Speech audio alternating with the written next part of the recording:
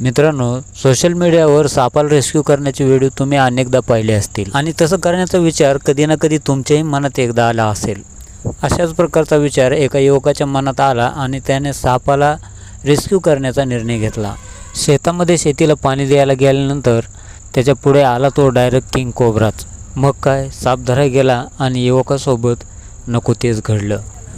Video पुढे पाहण्या अगोदर आमच्या चॅनलवर जर तुम्ही नवीन असाल तर चॅनलला सबस्क्राईब करा आणि व्हिडिओ आवडल्यास लाईक नक्कीच करा आणि तुमची प्रतिक्रिया आम्हाला कळवण्यासाठी कमेंट करून नक्कीच सांगा। व्हिडिओमध्ये पाहत असलेला युवक शेतामध्ये पाणी द्यायला गेल्यानंतर त्याच्यासमोर किंग कोब्रा आला आणि कोब्रा धरण्यासाठी गेल्यानंतर त्याच्यासोबत इतकं वाईट घडलं की त्याने अक्षरशः साप धरणं एवढं सोपं नसतं हे समजून गेला आणि तिथून पळून गेला। किंग कोब्राने फण काढून ज्यावेळेस त्याच्या अंगावर 3-4 वेळेस असा वार करण्याचा प्रयत्न केला त्यावेळेस मात्र युवकाची हवा टाईट झाली आणि त्यानं समजून गेला की एवढे सोपं नसतं की रेस्क्यू करण्याचं। त्यासाठी आधी प्रत्येक गोष्टीचं शिक्षण घ्यावं लागतं तरच कुठलीही गोष्ट शक्य आहे। तुम्ही कधी असं एवढं रिस्की काम केलं का? कमेंट करून आम्हाला नक्कीच सांगा।